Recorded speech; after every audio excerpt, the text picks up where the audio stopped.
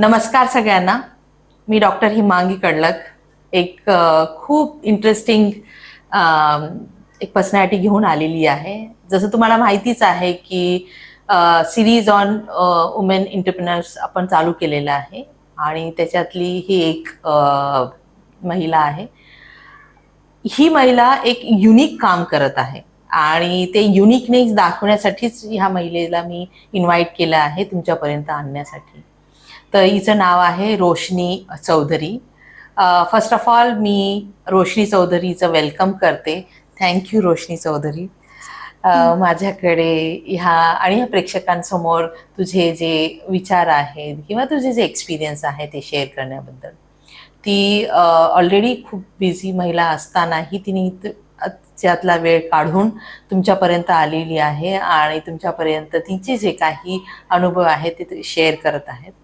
तर जास्त वेळ न घेता मी रोशनीला म्हणेल की तिचं थोडक्यात तिने इंट्रोडक्शन करावं आणि आपण ह्या चर्चेला सुरुवात करावी. येस. माझं नाव रोशनी चौधरी आहे आणि मी प्रॉपर नागपूरची आहे. माझा जन्म MP मध्ये झालेला, एक छोटंसं गाव रामाकोना. आणि आम्ही सगळेच आमचं बालपण जे आहे ते पवनी म्हणून भंडारा डिस्ट्रिक्ट आहे तिथे गेलं. आणि काही जसं बालपण गेल्यानंतर शिक्षण घेण्यासाठी आम्ही सगळेच बहीण भाऊ आम्ही सगळे नागपूरला आलो आणि वसतिगृहांमध्ये राहून आम्ही आमचं शिक्षण पूर्ण केलं आहे. त्यामध्ये मी मास्टर ऑफ सोशल वर्क समाज कार्याचं जे आहे ती पदवी घेतली आहे. आणि संपूर्ण जो प्रवास आहे आत्तापर्यंतचा तो खूप म्हणजे वेगवेगळा आहे. माझं क्षेत्र चेंज होत गेलं कार्य करण्याचं. तर या प्रवासामध्ये हेमांगी ताईंनी मला इथे बोलवलं आहे, त्याबद्दल त्यांना खूप जास्त थँक्यू. आणि माझं जे आता जे मी उद्योजिका म्हणून एक कार्य सुरू केलं आहे, बौद्ध स्थळांना जे भेट देण्याचं कार्य, त्यासाठी त्यांनी मला इथे बोलवलं माझा अनुभव तुमच्या सगळ्यांपर्यंत सांगण्यासाठी. तर मी खूप खूप खूप जास्त धन्यवाद देत आहे. ओके. तर रोशनी, मला तुझ्याबद्दल एक सांग की जसं तू सांगितलं तुझा जन्म MP चा, पण तू मूळची आहे नागपूरची. तर तुझं शिक्षण कशामध्ये झालं? जन्म तिथे याकरिता झाला कारण माझे आई वडील तिथे राहायचे. ते गव्हर्नमेंट सर्वंट असल्यामुळे त्यांची ट्रान्सफर होत असायची. पण माझं संपूर्ण जे बालपण आहे ते मला आठवतं की पवनी जे गाव आहे, तालुका प्लेस, तिथे गेलेलं. आणि तिथेच माझं पूर्ण शिक्षण झालं आणि 10वीपर्यंत. आणि त्याच्यानंतर 10वी-12वीपर्यंत. आणि त्याच्यानंतर उच्च शिक्षणाला मी पुढे नागपूरला आले. आणि नागपूरला वसतिगृहांमध्ये राहून मी माझं ग्रॅज्युएशन कंप्लीट केलं, पोस्ट ग्रॅज्युएशन कंप्लीट केलं. आणि हळूहळू प्रवास पुढे असा सरकत गेला आणि लग्न झालं. लग्नानंतर आम्ही मुंबईला गेलो. त्यानंतर मी परत आता नागपूरला म्हणजे हे झाली आहे कारण माझा बिझनेस जो आहे तो नागपूरमधूनच सुरुवात झालेला. त्यामुळे माझ्यासाठी नागपूर हे खूप मोठं म्हणजे एक लकी ठरलेलं शहर आहे. कारण उच्च शिक्षणासाठी मला नागपूरलाच जायचं आहे. जेव्हा मी माझं 12th झालं आणि माझी आई मला भंडाराला म्हणजे तू शिक, भंडारा डिस्ट्रिक्ट आहे, आणि मी हट्ट पकडला होता की मला नागपूरला शिकायचं आहे. आणि मुंबईला पण मी काम करत होते. मेंटल हेल्थ झालेलं आहे माझं एज्युकेशन. तर तिथे समाज कार्य म्हणून ॲज अ काउन्सलर म्हणून, प्रोफेशनल काउन्सलर म्हणून मी सरकारीचे ज्या यंत्रणा असतात त्यांच्यासोबत काम केलं आहे. वेगवेगळ्या NGOsमध्ये काम केलेलं आहे. पण मी नागपूरला काही असं गोष्टी घडल्या की ज्याच्यामुळे मी नागपूरला शिफ्ट झाली. आणि नागपूरला आल्यानंतर माझा जो प्रवास होता त्या प्रवासामध्ये मला समाजकार्यच करायचं होतं. आणि माझं प्रोफेशन काउन्सिलिंग असल्यामुळे मी त्याच क्षेत्रामध्ये काम करत होते. बरं, तुझं MSW झालंय ना, मास्टर्स हा. Social work. ओके. आणि ते मेंटल हेल्थ मध्ये झालेलं आहे आणि ते तू नंतर काही वर्ष जॉब केलास आणि त्याच्यानंतर मग हे बिझनेसचं सुरू केलं.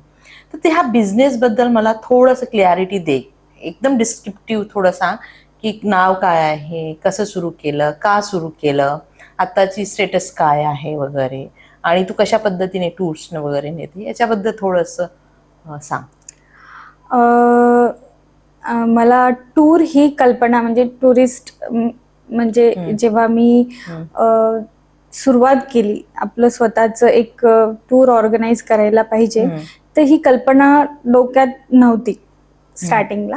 मला स्वतःलाच फिरायचं होतं आणि मी लहानपणापासून गेली आहे बोधगयांना. मी लहान असताना आधीचे फ्री ट्रेन्स असायच्या आणि आईसोबत आणि वडिलांसोबत मी जाऊन खूपदा म्हणजे त्या प्रवासांमध्ये खूप सारे अनुभव होते आणि त्या अनुभवांमधून मला काही वर्षानंतर जसं आपण उच्च शिक्षणाला जातो तर ह्या सगळ्या धार्मिक स्थळं असतात, आपण तिथे भेटी देत नाही, तर आपण आपल्या करिअरकडे, आपलं एज्युकेशन असतं आपलं, म्हणजे ते घडवत असतो आपण.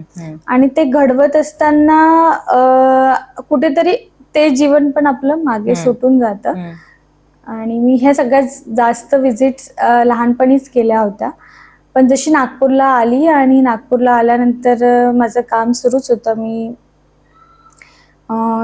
काउन्सिलर म्हणून काम करतच होते मेंटल हेल्थला. आणि त्यावेळेस मी असंच नवऱ्याला बोलले की माझी इच्छा आहे की मला सगळीकडे एकदा करायचं आहे, पण परत विजिट्स करायच्या आहेत. मी लहानपणी केलेल्या ह्या सगळ्या. आणि मला तेव्हा एक छोटं बाळ पण होतं आणि तो बोलला की आता जस्ट कोरोना होऊन गेला आहे आणि त्या फेजमध्ये आपण कुठे ट्रॅव्हल करू शकत नव्हतो, तर आपण कसं करायचं, आपल्याला छोटं बाळ पण आहे. तर मी म्हटलं का नाही आपण म्हणजे आपण दोघंच विजिट न करता आपण काही फॅमिलीज बरोबर करायचे. मग तो बोलला की तुला अनुभव आहे का ह्या सगळ्या गोष्टींचा. तर मला अनुभव होता, म्हणजे याआधी माझा भाऊ एक्सपायर्ड झाल्यानंतर आम्ही पूर्ण फॅमिली गेलो होतो, 25 पीपल्स गेलो होतो. तर ती जेव्हा टूर आम्ही काढली होती फॅमिली टूर, तर त्या टूरला पण आम्ही दोघांनी मिळून ऑर्गनाईज केलेली, म्हणजे माझी बहीण आम्ही सगळेच फॅमिली मिळून ती ऑर्गनाईज केलेली. तेव्हा अनुभव नव्हता, पण तोच एक थोडासा छोटासा अनुभव की आपण 25 लोकांची आपण टूर करू शकतो त्यावेळेला. तर आपण म्हणजे एक मोठ्या लेवलवर म्हणजे 40-50 सीटर बस करून किंवा सगळ्या लोकांची मदत घेऊन आपण ही टूर पण करू शकतो 10 दिवसाची. कारण मी लहानपणी ज्या टूर केलेल्या त्या फक्त बोधगया, सारनाथ आणि नालंदा याच प्लेसमध्ये मी लहानपणापासून टूर केलेली. पण नेपाळ पर्यंत जायचं किंवा श्रावस्ती पर्यंत जायचं, कुशीनगरला, ही जी जिथे बुद्धांचा जन्म झाला, जिथे बुद्धांचं महापरिनिर्वाण झालं, तर या भागांना मला भेट द्यायची लहानपणापासूनच इच्छा होती, पण तिकडे कधी गेलेली नाही. तर मिथुन बोलला की बघ तू काय करू शकतेस यासाठी. मग माझे मित्रमंडळी होते, त्यांच्याशी संवाद साधला आणि सगळी माहिती घेतली की कुठून ट्रेन्स कसे जातात आणि त्या ट्रेन्स साठी आपल्याला टाइम कसा मॅनेज होणार, आपण किती दिवस कुठे थांबणार, ह्या सगळ्यांची एक ती जिद्द लागली मला की आपल्याला टूर करायची आहे आणि ती टूर करण्यासाठी 10-12 दिवसांची टूर आहे. तर मी सगळीकडे त्याची शोधाशोध केली की कुठून कसं जायचं. आणि माझी जी पहिली टूर होती, पहिल्या टूरला मला सर्वात मोठी चॅलेंजेस होती ती म्हणजे ट्रॅव्हलिंगचीच होती, म्हणजे रेल्वेचं तिकीट कसं पूर्ण घ्यायचं आणि कशा प्रकारे आपण टूर ऑर्गनाईज करायची. आणि तिथे काही लोकल लोक होती ज्यांनी मला, माझे मित्रमंडळी, माझा परिवार, या सगळ्यांनी पण मदत केली की तू इतकी मोठी टूर घेऊन चालली आहे तर आम्ही सगळेच तुला मदत करू. आणि त्यांना खूप छान वाटत होतं की कोरोना नंतर म्हणजे जे आपले स्पिरिच्युअल प्लेसेस आहे बुद्धिस्ट, तिथे मी माझ्या छोट्या बाळाला घेऊन आणि आम्ही सगळेच जाणार आहोत आणि फॅमिली पण असणार आमच्या बरोबर. तर तो सगळ्यांनाच एक आनंद होता आणि सगळ्यांनी मदत केली त्यावेळेस, हॉटेलच्या बुकिंग्स पासून. तर तिथे मला जो मॅन पॉवर पाहिजे होता, तिथे जर मी 50 लोकांची टूर ऑर्गनाईज करते तर मला प्रॉपर मॅन पॉवर पाहिजे होता आणि त्या मॅन पॉवरसाठी मला चांगले कॉन्टॅक्ट्स पाहिजे होते. तर ते मिळाले मला त्या पिरियडमध्ये आणि ते मिळाल्यामुळे मी ती टूर खूप छान पद्धतीने ऑर्गनाईज करू शकली. एक होतं की मी रूट चेंज केलेला, कारण मी खूप कमी वेळामध्ये 50 लोकांची टूर ऑर्गनाईज केली आणि खूप जास्त कॉस्टिंग नव्हती आणि कोरोना नंतर जस्ट सुरू केलेली. तर त्यामुळे लोक तसंही कुठे जात नव्हते, कारण कोरोनाचा काळ हेमांगी त्याला माहीत आहे आणि तुम्हाला पण माहीत असेल की सगळी लोक कसे सिच्युएशन्स मध्ये जगत होते. तर एक आध्यात्मिक म्हणजे एक लोकांचा एक विश्वास पण असतो की आपण, म्हणजे असा काळ होता की कोण जगेल की कोण मरेल कोरोनामध्ये, आणि तो सगळ्यांनीच बघितला आहे आणि तो फेस पण केलेला. तर असे अनेक परिवार पण होते जे कॉन्टॅक्ट्स मध्ये होते आणि सगळ्यांची इच्छा होती की आपण तिथे बौद्धगयाला किंवा कुशीनगर जिथे बुद्धांचा जन्म झाला, तिथे लुंबिनीला, तिथे आपण जाऊन भेट द्यायला पाहिजे. तर मिथून बोला की आपण ही सगळं करू व्यवस्थित, पण तुला पुढे व्हावं लागेल, कारण आम्ही दोघं पण वर्किंग होतो त्यावेळेला. माझा जॉब सुरूच होता, म्हणजे एनजीओ सेक्टरला मी काम करत होते, मिथूनचं पण काम सुरूच होतं आणि त्या आमच्या सुट्ट्या सगळ्या मॅनेज करून आम्हाला ती 12 दिवसाची टूर ऑर्गनाईज करायची होती संपूर्ण. म्हणजे सगळ्यांची जिम्मेदारी आणि सुरक्षितपणे सगळ्यांना नेणे आणि आणणे, हा सगळ्या गोष्टी आणि कुठेही अडचण येणार नाही या सगळ्यांची काळजी घ्यायची होती. ते आम्हाला एक चॅलेंज होतं आणि या चॅलेंज मध्ये पहिल्या टूरमध्ये आम्ही तो प्रवास खूप छान केलेला. माझ्यासोबत तेव्हा 3 भिक्षू लोक पण होते या टूर्समध्ये आणि 50 लोक मी घेऊन गेले आणि त्या टूरमध्ये मी खूप काही शिकली. म्हणजे मी जे लहानपणी टूर केली, फ्री ज्या ट्रेन्स जायचा आणि त्या ट्रेनमध्ये मी मम्मीचा हात पकडून, म्हणजे मला जास्त आठवत नाही पण तिच्या सोबत जाताना आम्ही जे दगदग आणि जे सहन करायचो त्यावेळेला, म्हणजे विहारांमध्ये राहणं, म्हणजे आधीची ज्या प्रकारे लोक जायची. तुम्ही केली आहे अशी टूर कधी?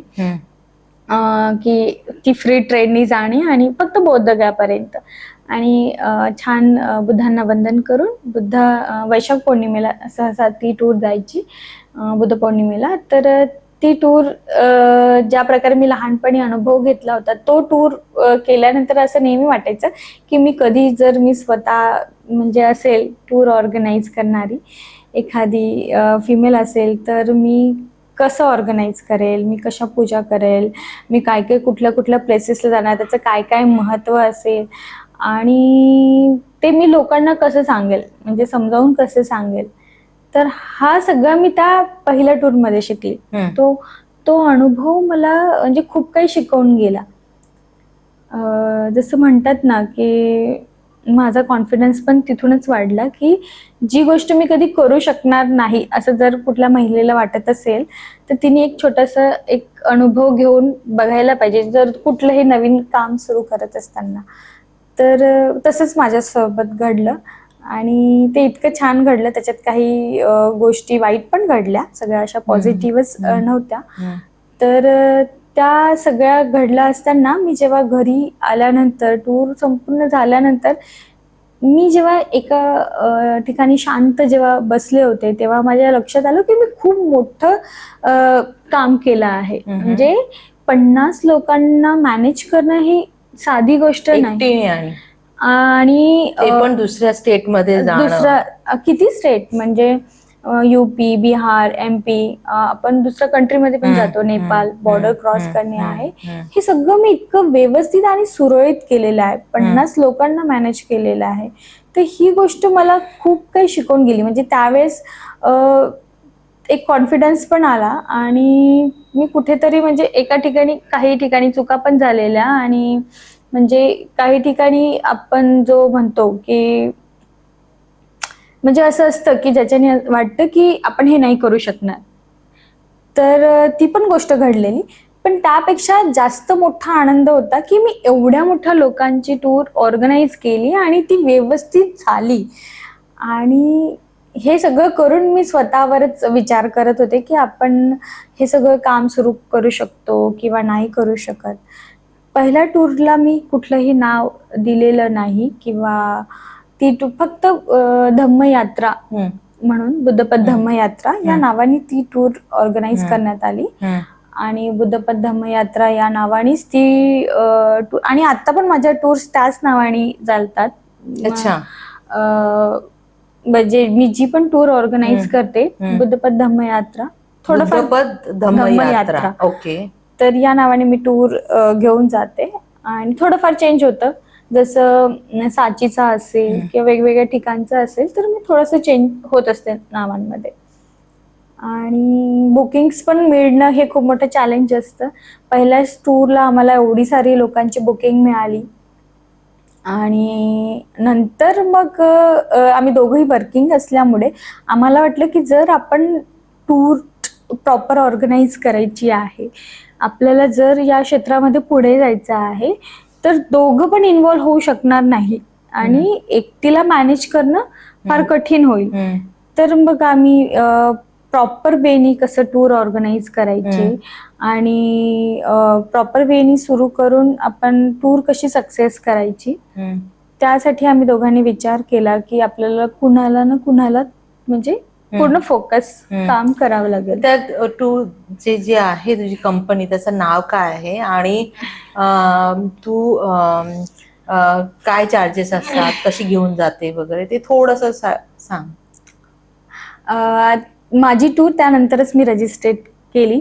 इलिट्स ड्रीम्स नावाने आम्ही आमचं कंपनी ओपन केलं आहे. लोकांमध्ये काय म्हणून आहे, इलिट ड्रीम्स म्हणून आहे का धम्मपद यात्रा म्हणून आहे? इलिट ड्रीम्स म्हणूनच आहे. ओके. पण जेव्हा टूर निघते त्या टूरला प्रॉपर नाव असतं. पण सध्या मार्केटमध्ये इलिट ड्रीम्स म्हणूनच ते आहे. ओके. त्या नावाने आम्ही ती ऑर्गनायझेशन बनवली आहे, कंपनी बनवली आहे. प्रॉपर तिचे डॉक्युमेंट्स बनवले आहेत आणि तिचं ऑडिट पण आम्ही करतो. ओके. तर आता वर्षातून किती वेळा घेऊन जाते आणि किती लोक घेऊन जाते आणि किती दिवसाची टूर असते ती आणि किती टेंटेटिव्हली किती चार्ज करते? वर्षातनं मी 4 टूर्स घेऊन जाते. कारण एक प्रॉपर टूर ऑर्गनाईज करायला म्हणजे मोठी टूर जी बुद्धिस्ट टूर आहे ती टूर ऑर्गनाईज करायला तुम्हाला बिफोर 3 months प्लॅनिंग करावं लागतं आणि बुकिंग्स पण आणावं लागतं. पण असं कधी कधी होतं की तुम्हाला 1 month मध्ये म्हणून जातं टोटल. कारण आधी जो मी अनुभव घेतलेला माझ्या टूरमध्ये की मी 50 लोकांना घेऊन जाणे 12 दिवसांसाठी आणि ते सगळ्यांना मॅनेज करणं, स्टाफ जरी असला तरी ते थोडंसं हे व्हायचं. मग दोघं होतो म्हणून ते व्यवस्थित झालेलं. मिथुन आणि मी सोबत होतो आणि त्यानंतर मी मिथुनला म्हणाले की तू जॉब सोडून तू वर्किंग आहे आणि एवढा वेळ टूरसाठी तू नाही देऊ शकणार, एवढ्या सुट्ट्या तुला नाही मिळणार. तर मी जर मला एकटीलाच टूर न्यायची आहे, सगळं मला जर एकटीला सांभाळायचं आहे तर मी माझं म्हणजे जे वर्कलोड आहे ते थोडं मला कमी करावं लागेल. जसं आम्ही 50 लोकांची, तर आम्हाला जर 50 लोकांची बुकिंग येत असेल तर आम्ही आता म्हणजे ते डिवाइड करतो. म्हणजे आधी 20 नेणार किंवा 25 नेणार आणि त्या काही दिवसानंतर मग म्हणजे असे माझे एका महिन्यात मग असे 2-3 असे होऊन जातात. तशा टूर प्लॅन होतात. म्हणजे जरी त्यांची बुकिंग आधी असेल तरी मग एका वेळेस मग थोडासा गॅप देऊन टूर त्या पद्धतीने ऑर्गनाईज केली जाते. तर हे प्रेक्षकांना मला सांगावं असं वाटतंय की ज्यांना पण बुद्धिस्ट स्थळा बघण्याची इच्छा असेल आणि एखादी लेडी ती जर टूर नेत असेल तर रोशनीकडे कॉन्टॅक्ट करावं. कारण की जास्तीत जास्त मी बघते ज्या टूर्स ह्या सेक्टरमध्ये, टुरिझम ह्या आणि ह्या टूर नेण्याच्या सेक्टरमध्ये जास्त करून पुरुष प्रधान लोक आहेत, पुरुष जास्त आहेत. तर स्त्रियांचं प्रमाण कमी आहे. पण मला असं एक खूप कुतूहल वाटतं तुझं की ह्या यंग एज मध्ये पण तू एवढा चांगला व्यवस्थित पद्धतीने ऑर्गनाईज करत आहे आणि नेत आहे. तर ज्यांनाही बघण्याची इच्छा असेल तर रोशनीकडे कॉन्टॅक्ट करावं. मी तिचा जो डिटेल आहे तिच्या वेबसाईटचा किंवा तिचा जे काही चार्जेस आहे किंवा तिचा फोन नंबर आहे तो डिस्क्रिप्शन बॉक्समध्ये मी दिला जाईल. मला एक तू सांग रोशनी, जेव्हा तू हे ऑर्गनाईज केलं त्याच्या आधी तर तू मेंटल हेल्थ काउन्सिलर किंवा एक्सपर्ट म्हणून काम करत होती, तर ते का सोडावं असं वाटलं तुला? मला असं वाटतं की मी ते सोडलेलं नाही आहे. ओके. ऍक्च्युली मेंटल हेल्थला आपण मी काउन्सिलिंग म्हणून ऍज अ NGO सेक्टरला काम करत होते. वर्किंग म्हणजे जॉब, एक वर्किंग वुमेन म्हणून. ते सेक्टर जरी असलं तरी ते मनाशी जुळूनच आहे, म्हणजे मनाशी काही वेगळं नाही आहे. आणि ते तुमच्या जीवन पद्धती आहे, जीवनशैली आहे, त्या जीवनशैलीमध्ये तुम्ही कसा म्हणजे सुधार करणार, म्हणजे आध्यात्मिक पद्धतीने तुमचं जीवनातील जे काही स्ट्रेस लेवल असेल ते तुम्ही कसं कमी करू शकता. आणि हे सगळं कमी करण्यासाठी तुम्हाला प्रत्येक व्यक्तींना कुठे ना कुठे एक मेडिटेशनची असो, आध्यात्मिकची असो, गोष्टींची गरज पडते. आणि कोणत्याही जाती धर्माची लोक असो त्या लोकांना. तर माझा लहानपणापासूनच धम्माकडे, बुद्ध जीवनशैलीने जीवन जगण्याचा कडे कल असल्यामुळे, आणि ती समाजाला एक मदतच आहे. म्हणजे एक प्रकारे की जसं तुम्ही बुद्धिस्ट पद्धतीने जीवन जगत असाल, त्या जीवन पद्धतीमध्ये खूप सगळ्या गोष्टी आहेत, शील आहेत, त्याचा तुम्ही रोज वापर करता आहे.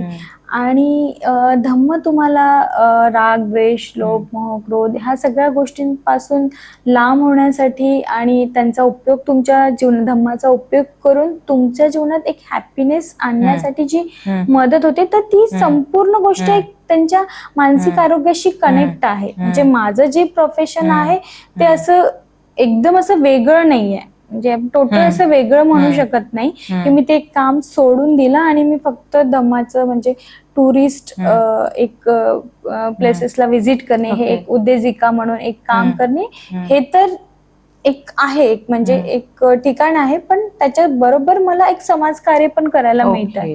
ते एक समाधान आहे की मी लोकांना धम्माकडे वळवण्यासाठी त्या जीवन धम्माचा उपयोग आपल्या स्वतःच्या जीवनशैलीमध्ये वापर करून तुम्ही तुमच्या जीवनामध्ये किती हॅपीनेस आणू शकता. म्हणजे एक काउन्सिलर पण जेव्हा सांगतो, म्हणजे जीवन जगत असताना तुमच्या लाईफमध्ये जे काही दुःख येतात किंवा अडीअडचणी येतात, जेव्हा ज्या पद्धतीने आपण त्यांना तिथून मार्ग सांगत असतो, त्याच प्रकारे धम्माचं जीवन आपण जगत असताना सुद्धा आपल्या जीवनामध्ये मदत होत असते या सगळ्यांची. आता काम सुटलं माझं असं म्हणता येणार नाही, काम सुरूच आहे. म्हणजे काउन्सिलिंग हे कधीही, कारण तो विषय माझ्या खूप जवळचा आहे आणि म्हणून मी त्याच्यातच एज्युकेशन घेतले. केसेस घेत नाहीये? येतात केसेस पण येतात माझ्याकडे, काउन्सिलिंगला पण येतात, मी त्यांना रेफर पण करते. आणि प्लॅनिंग्स पण आहेत खूप साऱ्या. आणि आम्ही दोघं पण एकच फील्ड मधले आहोत, आमचं दोघांचं पण एकच फील्ड आहे. त्याच्यामुळे समाजकार्याचं काम करता करता आम्ही मानसिक आरोग्य क्षेत्र आहे या दोघांचं काम सुरूच आहे. Very good. तर मी हे म्हणेल, जेव्हा तू हे बिझनेस टूर सुरू केलेले का, बुद्धिस्ट टूर सुरू केलेल्या, ते सुरू केल्यानंतर स्टार्टिंगला काय हर्डल्स आलेले का तुला, आणि ते जेव्हा आले तू कशा पद्धतीने त्याच्यावर मात केली? स्टार्टिंगला काही ठिकाणी जसं बुकिंग्स असतात, तर त्या बुकिंग्स घेताना खूप सारे अडचणी येत असतात. जसं एक मुलगी होती जिला माझ्या बरोबर टूरला यायचं होतं, त्याला बुद्धिस्ट प्लेसेसला, पण ती एकटी माझ्यासोबत येऊ म्हणजे घरची परमिशनच नव्हती की एक मुलगी एवढ्या लांब बुद्धिस्ट प्लेसेसला जाणार, एकटी जाणार. तर घरची लोक सहसा नाही देत. तर त्यासाठी मला प्रॉपर त्यांच्या फॅमिलीला काउन्सिलिंग करावी लागली आणि त्या सगळ्या गोष्टींमध्ये कन्व्हिन्स करावं लागलं त्यांच्या परिवाराला की तुम्ही एकदा तिला त्या टूरला पाठवा आणि त्या टूरला पाठवल्यानंतर तुम्ही ती वाटेल तर तुम्ही पण येऊ शकता तर आणि तिथून आल्यानंतर तुमच्या लाईफमध्ये काय चेंजेस आहेत आणि काय बदल घडत आहे ह्या सगळ्या गोष्टी तुम्ही मला नंतर सांगा की खरंच काही बदल होतोय का आपण कारण खूप सगळ्या लोकांची पहिली टूर असते या प्लेसेसला काही लोक अजूनही आहेत जे बुद्धांचे जे संपूर्ण प्लेसेस आहेत जिथे त्यांचा जन्म झाला किंवा जिथे त्यांना बुद्धत्व प्राप्त झालं जिथे त्यांनी पहिलं धम्म प्रवचन केलं अशा प्लेसेसला काही लोकांनी आयुष्यभर म्हणजे विजिटच केलेली नाही त्यांचे वयाचे 40-50 झाले आणि आत्ताच्या यंग जनरेशनला असं वाटतं की आपण म्हणजे केलं पाहिजे कारण धम्माचा अवेअरनेस सुरू आहे आणि धम्म आता तरुण मुलं पण त्यांना फार गरजेचं आहे तर एकटी मुलगी बाहेर जाणे तर लगेच परमिशन्स कोणी देत नाही तर ती परमिशन मिळवणे पण एक कठीण असते आणि कठीण असते तर त्याचा काय फायदा आहे ती टूर झाल्यानंतर लोकांना जेव्हा दिसतं की आपल्यामध्ये किती म्हणजे आपण जेव्हा तिकडे जाऊन येतो प्लेसेसला आणि त्या भूमीचं महत्व जेव्हा समजून येतो आणि अनेक प्रश्न उभे होतात की ही जी बुद्धिस्ट प्लेसेस आहेत तिथे आपण फक्त इंडियातलीच नाही तर जेवढी बुद्धिस्ट कंट्री आहे तिथून वेगवेगळ्या देशातून तिथे लोक वंदन करायला येतात तर ही गोष्ट तेव्हा लोकांना तिथे गेल्यावर प्रश्न पडते आणि त्यांच्या जीवनामध्ये खरंच खूप बदल झालेला दिसतो धम्म शिकण्यासाठी त्यांच्यामध्ये एक उत्सुकता तयार झालेली असते आणि लोक त्याचा उपयोग पण करतात आता जसं जसं मी इन्फॉर्मल आपलं बोलणं झालेलं चर्चा झालेली त्याच्यामध्ये तू 1-2 इन्सिडेन्सेस मला तू सांगितलेले घटना सांगितलेल्या तुझ्या जीवनातले एक तर ही आहे की तुझं स्वतःचा ऍक्सिडेंट झालेला आणि दुसरं म्हणजे तुझ्या भावाचा मृत्यू झालेला आहे ह्या 2 एवढे म्हणजे स्वतःच्या जीवनाला हलवणारे असे इन्सिडेन्सेस होते तर त्यानंतरची जी तुझी पर्सनॅलिटी आहे किंवा तुझं व्यक्तिमत्व आहे ते काय शिकवलं किंवा ते कशा पद्धतीने बनलेलं आहे सगळ्यात आधी तर माझा ॲक्सिडेंट झाला ती खूप मोठी घटना होती माझ्या लाईफमध्ये कारण माझ्या पायांमध्ये काहीच नव्हतं म्हणजे त्याला जीवच नव्हता आणि जेव्हा डॉक्टरनी मम्मीला म्हटलं की आपण काही सांगू शकत नाही की खरंच ती उभी होणार किंवा नाही होणार आपण आपल्याकडनं प्रयत्न करू शकतो तर तो फेज माझ्यासाठी खूप म्हणजे निगेटिव्ह फेज होता आणि जेव्हा आपण खूप तरुण हे सगळी घटना माझ्या अगदी मी वयाच्या 21 वर्षामध्ये असताना तरुण असताना घडलेली आणि मी जवळजवळ 3 महिने तर मी बेडवरच होते आणि 3 महिन्यानंतर डॉक्टर डिसाईड करणार होते की ही चालू शकेल किंवा नाही त्यांचं मेडिसिन्स आणि ते त्या प्रकारे त्यांना ज्या प्रकारे करायचं होतं ते प्रयत्न करतच होते पण 3 महिन्यापर्यंत कुणालाच असं माहिती नव्हतं की मी खरंच बसेल किंवा चालेल कुणाचाच विश्वास बसत नव्हता आणि लोक जे कोणी मला बघायला यायचे तर असं म्हणायचे एवढी तरुण मुलगी संपूर्ण बेडवर आहे तर शायद त्या ऍक्सिडेंटमध्ये ही मरून गेली असती तर खूप छान झालं असतं कारण आईला खूप आई वडिलांना घरच्यांना खूप त्रास होतो आहे सगळी केअर एक पेशंट तुम्हाला माहित असेल ऍक्सिडेंट पेशंट त्याचं सगळं करावं लागतं ते सगळं ऐकून मला खूप म्हणजे त्रास व्हायचा ह्या सगळ्या गोष्टीचा तर मी पण असं म्हणायची की काश मी पण आता नसते मी शायद पूर्ण जीव निघून गेला असता त्या ऍक्सिडेंट मध्ये मला असे पाय नसलेले म्हणजे मी आयुष्य नाही जगू शकणार तर मी मेडिसिन्स खायची नाही पण माझा भाऊ आणि माझी बहीण माझी आई जेव्हा त्यांना कळलं तर मी मेडिसिन्स बरोबर घेत नाही आहे आणि त्यांना म्हणायची रडायची मी की मला नाही म्हणजे मला मेडिसिन नाही खायचं मला तुम्ही दुसरं काहीतरी आणून द्या त्यावेळेस माझा भाऊ म्हणायचा की काही झालं म्हणे तुला आम्ही उभं करू, तू तुझ्या मनामध्ये ती जिद्द ठेव की तू उभी होणार आहेस, आम्ही सगळे प्रयत्न करू तुला उभं होण्यासाठी. आणि खरंच त्यांच्या शब्दांनी त्यांनी जी मला सेवा माझी केली, माझी बहीण भाऊ, माझी बहीण सोडून आली होती तिचं कॉलेज, आणि त्या सगळ्या सेवेमुळेच मी शाळेत उभी होऊ शकली. 3 महिन्यानंतर मला डॉक्टरनी म्हटलं की आपण हिला, जेव्हा मला फर्स्ट टाइम बसवलं आणि म्हणे की ती बघू कॅपॅसिटी की बसू शकते का. 3 महिन्यानंतर मी बसू शकत होते आणि त्याच्या 3 महिन्यानंतर त्यांनी मला फर्स्ट टाइम उभं केलं. उभं केल्यानंतर ते बोलले की आता ही चालू शकेल, पण त्याला काही वेळ लागेल. सगळ्या वेळ मला पूर्ण वर्ष गेलेलं तिथून पूर्ण रिकवर होण्यासाठी. तर ते, आणि स्वतः डॉक्टर पण बोलले की पेशंटनी खूप जास्त म्हणजे रिस्पॉन्स दिला आहे.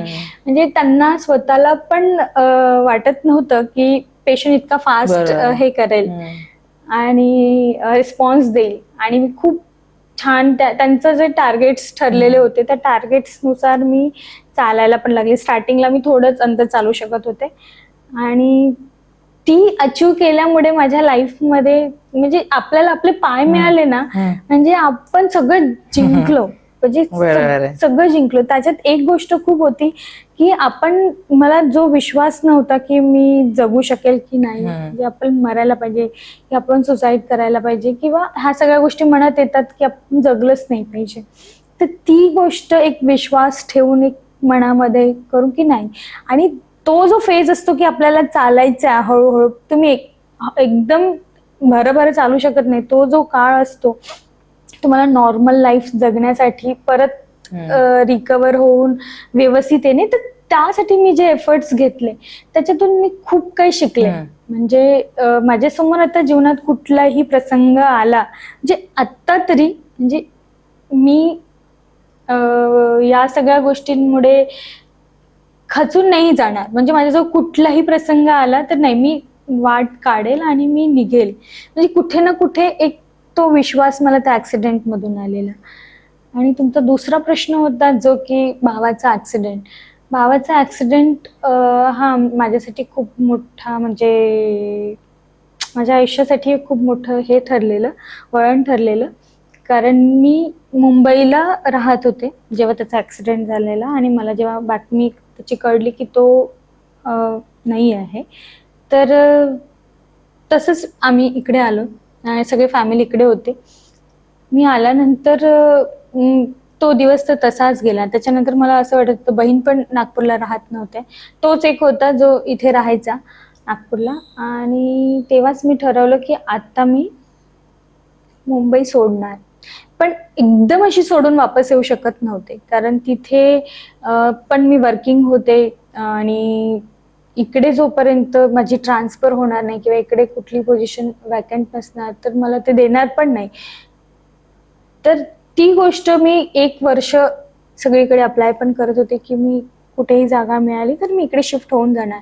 आणि मला इकडे जेव्हा मॅडमला माहीत झालं की यांच्या घरी म्हणजे तिचा भाऊ होता तो एक्सपायर्ड झालेला आहे आणि बहीण पण तिथे राहत नाही, आई एकटी राहते आणि वडील पण. म्हणून मग मला त्यांनी स्वतःहून सांगितलं की एक पोझिशन खाली होती आहे, तर तुला आवडेल का जायला नागपूरला. मी इतकं हसून धन्यवाद दिलं मॅडमला की मला कधी पण पाठवा, मी शिफ्ट व्हायला रेडी आहे. आणि मी नागपूरला शिफ्ट झाली. जिनी कधीतरी विचार केला होता की मी मुंबई नाही सोडणार, म्हणजे आता मी माझं करिअर फक्त मुंबईला करणार आणि इथेच फ्लॅट बुक करणार, मी इथेच राहणार. पण जसं त्यांनी मला इकडे, म्हणजे निखिल नसल्यामुळे मॅडमनी पण म्हटलं की आम्ही तुला पाठवू तिकडे. 1 वर्षानंतर मला त्यांनी इकडे ट्रान्सफर दिलं आणि इथे वेगवेगळ्या ज्या ठिकाणी होते मी काम तिथे पण करत होते आणि तिथून सोडून मी दुसऱ्या NGO मध्ये पण गेले. आणि त्या अनुभवाने मला इथे खूप काही म्हणजे अनुभव, म्हणजे ती लाईफ आणि या लाईफमध्ये खूप फरक होता. आणि मला बेबी पण इथेच झालेला, त्याच्यामुळे आता नागपूर इतकं जवळचं झालंय की, आणि माझा बिझनेस पण इथूनच. त्याच्यातून काय तू शिकली, म्हणजे तुझ्या भावाच्या डेथ नंतर तुला काय शिकली? त्यानंतर तर मी हे खूप शिकले की ज्या वेळेला तुमच्या जीवनामध्ये सगळं काही विस्कटलं असतं आणि तुमच्याजवळ काहीही दरवाजे नसतात आणि सगळ्या जबाबदाऱ्या येतात तुमच्यावर, तर त्या जबाबदाऱ्या पूर्ण करण्यासाठी तुम्हाला तुमचं कधी कधी करिअर पण, म्हणजे मुंबईत जाणं म्हणजे खूप छान करिअरची अपॉर्च्युनिटीज होती. इथे आल्यानंतर म्हणजे माझं करिअरला थोडंसं हे होतं की मला फक्त 6 मंथच्या बेसवर इकडे पाठवलेलं होतं मॅडमनी. म्हणजे जी कुठली पोझिशन होती ती फक्त 6 महिन्याची होती. आणि तिथे मी एक स्वतःला स्वीकारलं चॅलेंज की जरी आपल्यामध्ये स्किल आहे तर आपण कुठेतरी दुसरीकडे मूव्ह होऊच जॉबसाठी. ओके. आणि ती गोष्ट तुम्हाला मिळत जाते. आणि आता तू जसं म्हटलं, तू MSW केलेलं आहे, मास्टर्स इन सोशल वर्क केलं, त्याचा बेनिफिट तुला ह्या बिझनेस चालवण्यामध्ये काही होत आहे का? आणि जर होत असेल तर कशा पद्धतीने होत आहे? कोणत्या स्किलचा जास्त वापर होत आहे? त्याचा उपयोग तर होत आहे, कारण मला समाजकार्य करायला खूप जास्त आवडतं. तर लोकांना मी धम्माशी ओळख करून देते. पहिली गोष्ट आपण त्या बुद्धिस्तांना जेव्हा भेट करतो तर आपण धम्माशी त्या लोकांना ओळख करून देत असतो. आणि तिथून जेव्हा लोक इथे वापस येतात त्यांच्या जीवनामध्ये खूप सारे प्रश्न असतात, म्हणजे धम्माला घेऊन. तर ती सगळी प्रश्न कुठेतरी स्थिरावले जातात आणि त्या स्थिरवल्यामुळे ते त्या पद्धतीने जीवन जगण्याचा प्रयत्न करतात. की बुद्ध तिथेच फिरलेले आहेत, म्हणजे UP, बिहार, नेपाळ याच परिसरामध्ये त्यांचं पूर्ण जीवन गेलेलं आहे. अनेक स्तूप आहेत तिथे. तर त्या सगळ्या स्तूपांमुळे ह्या सगळा जो फरक आहे जीवनातला तो होत असतो. पण तुला MSW चे कोणते स्किल आता उपयोगात येत आहेत जेव्हा तू असे टूर्स वगैरे ऑर्गनाईज करते त्याच्यामध्ये? लोकांचं जे जीवनामध्ये स्ट्रेस लेवल आहे किंवा त्यांच्या जीवनामध्ये जे काही दुःख उत्पन्न होत आहे, लोकांना कळत नाही जीवनामध्ये आपण धम्म कसा वापरला पाहिजे. तर ती गोष्ट जगताना ते खूप छान पद्धतीने म्हणजे त्याचा उपयोग करू शकतात. जसं तुम्हाला साधा गोष्ट आहे की तुम्हाला छोट्या छोट्या गोष्टीवर राग येत असेल, तुम्हाला छोट्या छोट्या गोष्टी तुमचे रिलेशन्स खराब होत असतील किंवा तुमच्या स्वतःमध्येच एक खूप जास्त निगेटिव्हिटी तयार होत असेल, तर ह्या सगळ्यांमध्ये धम्माचा खूप मोठा उपयोग होत असतो. तुझं काही सपोर्ट मिळतो का तुला तुझ्या फॅमिलीकडून? हो, मला खूप जास्त सपोर्ट मिळतो. नवऱ्याचा मिळतो मला सर्वात जास्त सपोर्ट. माझ्या आईचा मिळतो, मित्रमैत्रिणींचा मिळतो. आणि या सगळ्यांमध्ये सगळ्यात जास्त सपोर्ट तर माझ्या मुलीचा आहे. कारण ती एवढे दिवस मला सोडून राहते. म्हणजे कधी कधी ती माझ्यासोबत टूरला पण येते, पण ती अंडरस्टँड करते की मम्मा टूरला जाणार आहे आणि ती खूप छोटी आहे की मम्मा मला नेक्स्ट टाइम टूरला नक्की घेऊन जा. ओके. जर एखाद्या महिलेला असे टूर्स, नॉट ओनली बुद्धिस्ट पण अशा बाकीच्या पण, जर टुरिझम मध्ये तिला यायचं असेल तर तिने काय करायला पाहिजे? जर त्यांना यायचं असेल तर सगळ्यात आधी त्यांनी पहिले कुठलीही टूर ऑर्गनाईज करायची आहे तर तुम्हाला हिंमत होत नसेल किंवा आपण यात यश मिळवणार नाही, आपण व्यवस्थित करू शकणार नाही, तर पहिले ती प्रयत्न करायचा आहे. त्याची संपूर्ण माहिती काढून घ्यायची की आपण कुठल्या भागांमध्ये टूर खूप सगळ्या ठिकाणी जात असतात. तुम्ही कुठली टूर ऑर्गनाईज करता त्याचं व्यवस्थित नियोजन करून प्लॅनिंग करायला पाहिजे. ओके. तुझं फ्युचर प्लॅन काही आहेत का? हो, मला भारताच्या बाहेर टूर्स घेऊन जायचे आहेत आणि जे बुद्धिस्ट कंट्री आहेत त्या सगळ्या ठिकाणी मला व्हिजिट्स करायचे आहे. Okay, great.